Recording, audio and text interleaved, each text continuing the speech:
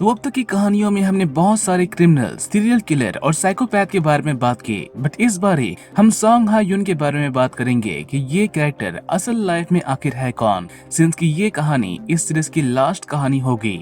ये केस पूरी तरह से रियल लाइफ इंसिडेंट को एक्सप्लेन करती है, तो इसे सिर्फ एक कहानी की तरह ना देखकर बल्कि एक डॉक्यूमेंट्री की तरह देखना। ये केस शुरू होती है सॉन्ग हा यून के एक्सीडेंट के साथ, जो कि डिप्रेशन की वजह से गाड़ी को कंट्रोल नहीं कर पाता।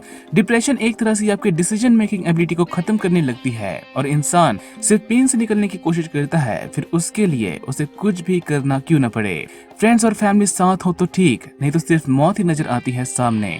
अभी के लिए जब हायोंग को हॉस्पिटल लेकर जाया जाता है तो उन्हें कई महीनों तक आईसीयू में रखा जाता है, क्योंकि उस एक्सीडेंट की वजह से उन्हें बहुत चोट आई होती है। और इन सब के लिए युनसुक खुद को दोषी मानता है कि वो उसका ध्यान ठीक से रख नहीं पाया। इवन कि जब वो ठीक होता है तो उसके बाद भी उन्हें पैरालिसिस का सामना करना पड़ता है, जिसके लिए डॉक्टर्स उसकी मॉम को बताते हैं कि वो ठीक हो जाएगा वक्त के साथ। तो वही सोसाइटी में एक और सीरियल किलर अपना काम करने के लिए आता है, और अब तक की सभी किसी के बेस पर अगर हम ये कहें कि ये लोग इंसान नहीं होते तो ये बात गलत भी नहीं होगी।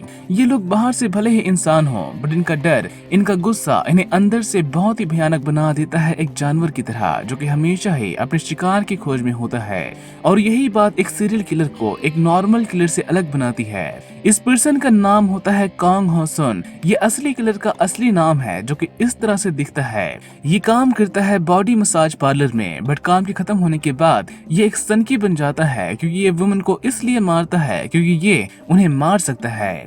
असल लाइफ में पता नहीं इसने कैसे मर्डर्स की शुरुआत की होगी, बट इस कहानी में ये अपना पहला मर्डर करता है एक कोरियोके सिंगर का, जिसको मारने के लिए ये बस स्टॉप पर जाकर उसे रास्ता बताने के लिए कहता है किसी जगह की। और ये लेडी भी उसे सारी डिटेल्स देने लगती है उसकी मदद करने के लिए कि उसे किस रास्ते से होकर कहां पर मोड़ लेना है और बाकी सब, जिसके लिए ये उसे अपने साथ चलने के लिए कहता है कि अगर वो उसी तरफ जा रही है तो वो उसे छोड़ देगा।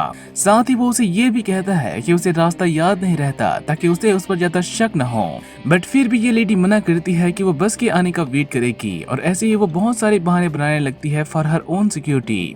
बट फिर भी ये बंदा उसे कन्विंस कर लेता है अपने साथ आने के लिए। और फिर क्या था, सारी मेहनत तो यहाँ पर खत्म हो गई, बस इसे सही जगह की तलाश करनी होती है उसे मारने की। और जब वो लेडी इसे सेंस करके गाड़ी को रोकने के लिए कहती है तो ये उसकी एक भी नहीं सुनता, जिससे वो लेडी डर कर पुलिस को कॉल करने की कोशिश करती है, बट ये उसे वहीं पर मारकर बेहोश कर देता है कार के अंदर।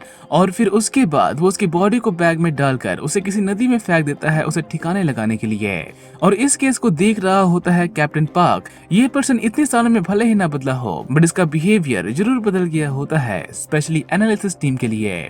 और इस जगह पर ये मिलने आया होता है अपने खबरी से, जो कि इसे इस केस के साथ एक और केस के बारे में बताता है, जिसमें सेम ही तरह से एक लेडी गायब हुई होती है, बट किसी ने भी उसकी रिपोर्ट नहीं लिखवाई होती है, जस्ट बिकॉज की वो एक प्रोस्टिट्यूट थी। बट सिंस की वो केस भी सिमिलर होती है इस केस की तरह, ये उसे एनालिसिस टीम के रिपोर्ट के बेस पर इसे एक सीरियल किलिंग मानता है और रिपोर्ट करता है अपने सीनियर को। और साथ ही हायोंग को भी इस केस के बारे में बताने के लिए कहता है, सिंस की वही इस केस को बड़ी आसानी से समझ सकता है और इससे इनकी भी हेल्प हो जाएगी। ऐसा नहीं होता कि इनको पता नहीं होता कि हायोंग के साथ क्या हुआ है, बट ऐसा भी नहीं होता कि हर किसी को उसकी कंडीशन के बारे में पता हो। इसलिए ये ऑफिसर सारी इन्फॉर्मेशन को एनालिसिस टीम को फॉरवर्ड कर देते हैं, जिसमें हायोंग अभी के लिए नहीं होते। और जब सीन उन्हीं की तरफ शिफ्ट होती है तो उनकी हालत में अभी भी पूरी तरह से सुधार नहीं आए होती। इवन कि ये तो एनालिसिस टीम को क्विट करने की बात करते हैं कि वो फिर से उन क्रिमिनल से मिलना नहीं चाहते। वो बहुत डिप्रेस्ड है उन चालाक क्रिमिनल से मिलकर। साथ ही इसी हॉस्पिटल में काम करती है ये लेडी, जो कि मॉम होती है पहले केस में मरने वाले विक्टिम का। और हायोंग को यहाँ पर देखकर वो काफी सरप्राइज होती है, जो कि आगे एक इम्पोर्टेंट रोल प्ले करेगी। अभी के लिए उस केस को इन्वेस्टिगेट कर रहे होते हैं इंस्पेक्टर पार्क एंड युनसुक, और इनके हाथ एक इम्पोर्टेंट बात लगती है कि उस लेडी का सेल फोन डाइजोन लेक के पास बंद हुई थी।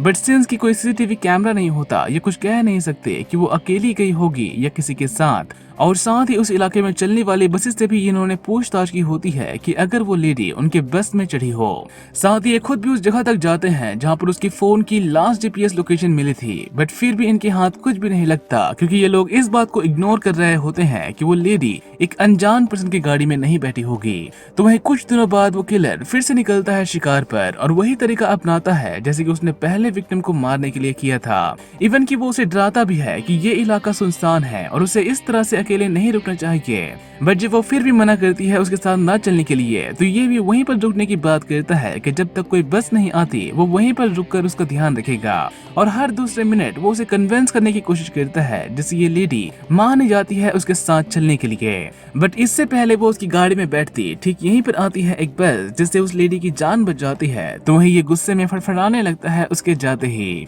और फिर कुछ दिनों बाद वो एक और लड़की को अपने झांसे में उलझाता है जिसको लॉन्ग ड्राइव पर चलने के लिए कहकर वो उसके साथ जबरदस्ती करने की कोशिश करता है, जिसका जब वो विरोध करती है तो वो उसे भी मार डालता है। तो वहीं हायुंग धीरे धीरे रिकवर हो रहे होते हैं जिसमें उनकी हेल्प चॉय की मॉम भी करती है उनके लिए हेल्दी खाना बनाकर, और बाकी सभी लोग भी उन्हें गुड विशेष भेजते हैं, इवन कि हर दिन मिलने के लिए भी आते हैं। और इसी तरह से टाइम वक्त के साथ निकलता जाता है। तो वह वो किलर लोगों को और भी सेफ फील करवाने के लिए अपनी कार में एक टेडी बियर रखता है और इसे रखने का एक साइकोलॉजिकल रीजन होता है जिसके बारे में हम हायुंग से जानेंगे जब वो फिर से काम पर आएगा। अभी के लिए क्रिसमस फेस्टिवल चल रही होती है जिसमें हमें एक इमोशनल और वार्म सीन देखने को मिलती है चॉय की मॉम की तरफ से, जो कि उनसे अपनी बेटी के बारे में बात करते हैं कि अगर वो नहीं होते तो उसकी बेटी को मारने वाला किलर कभी पकड़ा ही नहीं जाता, और वो उसे ये काम करते रहने के लिए कहती है ताकि किसी और की बेटी के साथ कोई किलर वही सब ना कर सके। और ये सारी बातें एक तरह से हायुंग को हेल्प करती है अपना डिसीजन चेंज करने में, और वो फिर से मन बनाता है एनालिसिस टीम को ज्वाइन करने का। तो वहीं इस बार ये क्रिमिनल अपना शिकार बनाता है एक 20 साल के स्टूडेंट को जो कि देर रात क्रिसमस सेलिब्रेट करके अपने घर जा रही होती है, और इसके साथ भी वो जबरदस्ती करके उसे मार डालता है कहीं पर। और अब तक हायुंग को भी छुट्टी मिल चुकी होती है, इसलिए ये काम पर आते ही इस केस के बारे में जानने लगता है, और सारी डिटेल्स जानने के बाद इसे एक बात तो समझ में आती है कि वो सारी लड़कियां बस स्टॉप से गायब हो रही होती हैं। इसलिए ये क्रिमिनल को पकड़ने के लिए बस स्टॉप से शुरुआत करने के लिए कहता है कि उन्हें वहीं से कोई सुराग मिलेगा। साथ ही वो इस बात तक भी पहुंचता है कि वो लड़कियां किसी अनजान की कार में नहीं बैठेंगी, इसलिए वो क्रिमिनल एक ऐसा पर्सन होगा जो कि उन्हें अपनी बातों में उलझा सकता है, या फिर उसकी कार में कुछ ऐसा होगा जिससे लड़कियां सेफ फील करने लगती हैं। और देखा जाए तो मोस्टली ऐसा होता है टैक्सी ड्राइवर के केस में, क्योंकि उन पर कोई भी शक नहीं करता। और इन्हीं सारी बातों को जानने के लिए 2007 में एक टीम बनाई जाती है जिसमें युन टे को भी खुद को शामिल करने की रिक्वेस्ट करती है, सिंस कि वो ऑलरेडी कई बार हायुंग के साथ केसेस को सॉल्व कर चुकी होती है। और साथ ही इस टीम में ऑफिसर पार्क भी होते हैं जो कि हायुंग की काफी रेस्पेक्ट करते हैं उनके काम के लिए। और ये सब उनकी पॉइंट्स पर बात करने लगते हैं जो कि सभी मामलों में सिमिलर होती हैं, जैसे कि वो सभी वुमेन्स बस स्टॉप से गायब होती हैं, और वो भी रात के अंधेरे में। सैड पार्ट यहाँ पर ये होती है कि इस वक्त उन इलाकों में सीसीटीवी कैमरास नहीं लगाए गए होते, और मे बी वो क्रिमिनल इसी बात का फायदा उठा रहा होगा। और सेम इसी चीज के लिए ये लोग कैमरास लगवाने की रिक्वेस्ट करते हैं, जिसे जल्दी ही अप्रूव भी कर दिया जाता है। बट इससे शायद वो किलर और भी सतर्क हो जाता है और ऑलमोस्ट 9 महीने तक वो किसी को भी नहीं मारता। और इसलिए ये उन मामलों के बारे में फिर से बात करने लगते हैं कि कोई भी वुमेन किसी अनजान की कार में क्यों बैठेगी। और इस बात का आंसर हर कोई देता है बस गैस लगाकर कि उसके पास कोई महंगी गाड़ी होगी, वो दिखने में अच्छा होगा, उसकी कार में कोई चीज हो सकती है लाइक बच्चा, कोई तस्वीर या फिर कोई सॉफ्ट टॉय। इन सब से इंसान सेफ फील करने लगता है दूसरों के बारे में। और जल्दी ही इन्हें एक और गायब हुई महिला के बारे में रिपोर्ट पता चलती है, जिसकी रिपोर्ट गुनपो शहर के थाने में दर्ज की गई होती है। और कुछ दिनों बाद एक पर्सन को जंगल में एक लाश मिलती है जिसकी रिपोर्ट जनवरी के महीने में लिखवाई गई थी। बट उस लेडी की लाश कई किलोमीटर दूर मिली होती है उसके गायब होने वाली जगह से, और वो भी एक दूसरे इलाके में। वो पर्सन रिस्क लेकर इतना दूर ट्रैवल क्यों करेगा, और इसलिए इनका मानना होता है कि वहाँ पर कुछ तो है, या फिर वो पर्सन वहीं पर शिफ्ट हो गया होगा। तो वहीं वो किलर अब एक और वुमन को मारता है, और उसके एटीएम कार्ड से पैसे निकालने के लिए वो मास्क और विग पहनकर जाता है एक एटीएम में। इवन कि उसने उंगलियों में कॉन्डम्स भी लगाए होते हैं ताकि उसके फिंगरप्रिंट्स उस एटीएम में रह न जाए। और उसके इन सारे बिहेवियर को देखकर एक लेडी को काफी अजीब लगता है, और इसलिए वो बाहर आकर उसे देखने भी लगती है। एंड सिंस की गायब हुई लेडी का एटीएम यूज हुआ होता है, उसी की खबर इन्हें पता चलती है, जो कि एग्जैक्टली उसी एटीएम में जाते हैं, और वो भी उसी के फोटो को लेकर जो कि सीसीटीवी कैमरा में रिकॉर्ड होती है, जिससे इन्हें उस पर्सन के बारे में तो ठीक से पता नहीं चलता, बट उस टैक्सी ड्राइवर के बारे में जरूर इन्फॉर्मेशन मिलती है, जो कि उसी दिन से गायब होता है अपनी टैक्सी के साथ। और इसलिए ये उस इलाके के रोड कैमरास को चेक करने लगते हैं, जिसमें इन्हें उस पर्सन की गाड़ी दिख जाती है जिसमें वो किसी को बेहोश करके ले जा रहा होता है अपनी कार से। बट सिंस की वो फुटेज बहुत ज्यादा ब्लर्ड होती है, वो उसे ठीक से आइडेंटिफाई नहीं कर पाते, और साथ ही उस कार का नंबर भी ठीक से नहीं दिखता। इसलिए यहाँ पर इनकी हेल्प करती है एक दूसरी टीम जो कि उस फुटेज का डीएनए एनालिसिस करती है, और वही टीम इन्हें उस कार का नंबर भी बताती है, और उसके मालिक के बारे में भी, जो कि होता है एक 38 साल का आदमी जिसका नाम होता है कांग हो सुन। और उसकी इन्फॉर्मेशन जब इनके हाथ लगती है तो ये उसकी पूरी जन्म कुंडली लेकर बैठ जाते हैं कि वो काम क्या करता है और वो कहाँ पर रहता है एक्सेट्रा। साथ ही इन्हें एक सस्पिशियस केस ही पता चलती है उसके बारे में, जिसमें उसकी बीवी और सास की मौत हो गई होती है घर में आग लगने से, जिससे उस पर्सन को बहुत बड़ी रकम मिली होती है उसके इंश्योरेंस पॉलिसी की वजह से। इसलिए हायोंग यहाँ पर मिस युन को कुछ बातों का ध्यान रखने के लिए कहता है कि जब वो उसे पूछताछ करने के लिए जाएगा तो वो इस बात का ध्यान रखे कि वो गुस्सा करता है या शांत रहता है। और यून टेगु जब उससे पूछताछ करने के लिए जाती है तो ये उसके सवालों का कॉन्फिडेंट होकर जवाब देता है, इवन कि उसकी कार में मौजूद उस लड़की को अपनी गर्लफ्रेंड बताता है, जिसका नंबर जब ये मांगते हैं तो ये देने से मना कर देता है कि वो उसकी प्राइवेट लाइफ है। बट साथ ही वो उन्हें फंसाता जरूर है कि वो अपने गर्लफ्रेंड के साथ एक रेस्टोरेंट में गया था खाना खाने, और वहाँ के सीसीटीवी फुटेज में वो इस बात को वेरीफाई कर सकते हैं। अगर वो झूठ बोल रहा होगा तो वो उसका नंबर दे देगा। इसलिए ऑफिसर नाम इस बात को वेरीफाई करने के लिए जाता है उस रेस्टोरेंट में, जिसके बारे में यून रिपोर्ट करती है अपनी टीम को कि वो पर्सन किस तरह से बात कर रहा था और बाकी सब। और जब ऑफिसर नाम वापस आते हैं तो ये उसे कैमरा फुटेज के बारे में बताते हैं कि वो सच में वहाँ पर गया था उस दिन, और जिस औरत के साथ वो गया था उसकी शक्ल किसी भी गायब हुई महिला से नहीं मिलती। वो पर्सन भले ही जितना भी चालाक क्यों न हो, बट हर किसी से कोई ना कोई गलती जरूर होती है। जैसे कि उसने कहा था कि वो रात को 10 बजे अपने घर पहुंच गया था, जबकि उसकी कॉल रिकॉर्ड्स कुछ और ही बता रहे होते हैं। और साथ ही रात 1 बजे की कैमरा फुटेज भी इनकी हाथ लगती है, जिसमें वो अपनी कार को लेकर कहीं पर जा रहा था।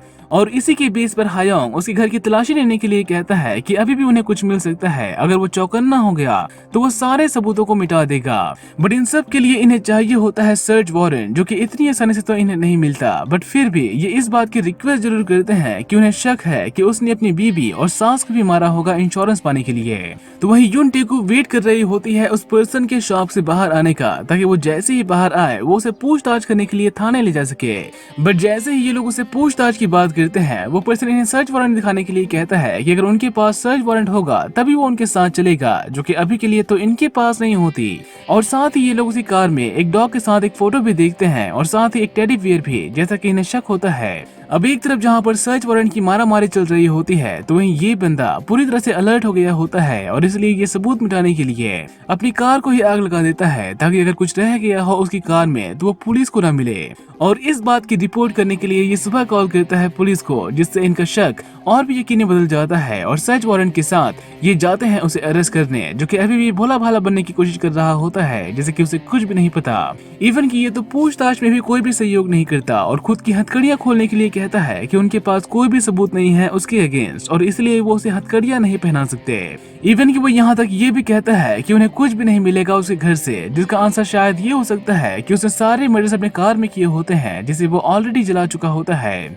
इसलिए ये लोग उसके अगेंस्ट मिले सबूतों को उसे दिखाने लगते हैं, बट उसने विग और मास्क पहन रखी होती है, इसलिए वो उसे पहचानने से ही मना कर देता है। साथ ही इसका बिहेवियर कुछ इस तरह से होता है कि साइकोलॉजी का इस्तेमाल करता है उन ऑफिसर्स पर कि उसे उनकी बात नहीं बल्कि उन ऑफिसर्स को उसकी बात माननी पड़े, जिससे हायोंग बहुत ही आसानी से समझ जाता है कि वो बंदा कितना मजबूत है दिमाग से। इसलिए ये लोग प्लान बनाकर उसे पूछताछ करने जाते हैं, जिसमें वो इन्हें भी कंट्रोल करने की कोशिश करता है पानी मांगकर। दरअसल ये बस चेक कर रहा होता है कि वो उन्हें अपने इशारों पर नचा सकता है या नहीं।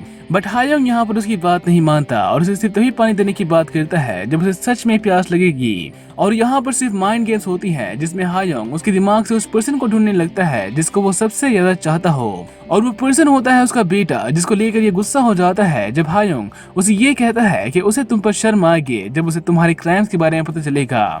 इवन तो इनके पास कोई भी सबूत नहीं होता, बट फिर भी ये लोग बहुत सारी बातें जान लेते हैं उसके बिहेवियर से, उसके बदलते हुए एक्सप्रेशन से। बट इसके बावजूद भी ये खुद को कंट्रोल कर लेता है ताकि वो इमोशन में बहकर उन्हें कुछ बता न दे, और उनकी हर एक सवाल का सोच समझ कर जवाब देता है, जिससे एक तरह से इनके हाथ कुछ भी नहीं लगता। वो बंदा दिमाग से इतना ज्यादा स्ट्रांग होता है कि इनकी सारी कोशिशें बस फेल साबित होती हैं, और इसलिए इनके पास गैस करने के अलावा कोई और रास्ता नहीं होता कि वो लड़कियों को लुभाता कैसे होगा। और इनके हिसाब से वो पर्सन अपनी महंगी कार, बात करने का तरीका और कपड़ों से लोगों को लुभाता होगा, क्योंकि उसके घर में बहुत सारे कपड़े मिले होते हैं जिसका वो यूज मर्डर करने के लिए किया होगा। और उन्हीं कपड़ों में से एक कपड़े में फॉरेंसिक टीम को ब्लड स्टेन मिलती है, जो कि एक विक्टिम के डीएनए से मैच कर जाती है, जिससे इनके पास फाइनली एक स्ट्रॉन्ग एविडेंस होता है जिसे वो बिल्कुल भी डिनाई नहीं कर सकता।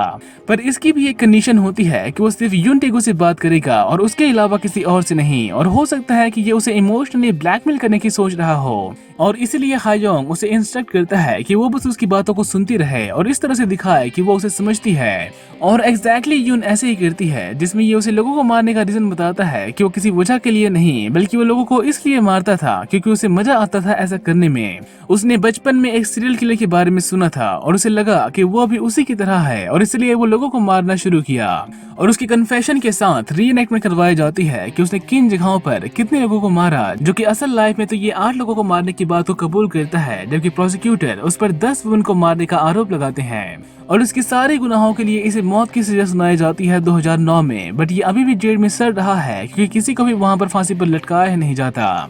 इस केस के साथ बहुत सारे ऑफिसर्स की प्रमोशन की जाती है, जिसमें क्राइम यूनिट के हेड को सुपरिटेंडेंट बना दिया जाता है, तो वहीं युनसुक और हायोंग को भी एक बड़े पोस्ट पर प्रमोट किया जाता है। और इस पूरी सीरीज में पहली बार हम युन टिकू को हंसता हुआ देखते हैं, जो कि सच में बहुत क्यूट लगती है। और जाते जाते इस सीरीज के मेन कैरेक्टर के बारे में जान लेते हैं, जिसका कैरेक्टर हायोंग ने प्ले किया था। इनका नाम होता है क्वांग इलियन, जो कि 1989 में एक पुलिस ऑफिसर बने थे और उसके बाद 1993 में एक प्रोफाइलर। इन्होंने अपनी पूरी लाइफ में बहुत सारे केसेस को हैंडल किए और उन्हीं केसेस के बेस पर इन्होंने एक बुक लिखी जिसका नाम है those who read the hearts of evil. और उनकी उसी बुक पर ये सीरीज बनी है, जो कि बहुत सारे रियल लाइफ इंसिडेंट को दर्शाती है। एंड आई होप ये सीरीज डिप्रेसिंग ना होकर आपको हेल्प की होगी थोड़ी बहुत क्रिमिनल बिहेवियर को समझने में। जल्दी मिलते हैं एक और वीडियो में एक और स्टोरी के साथ। Till then subscribe this channel and have a great day ahead.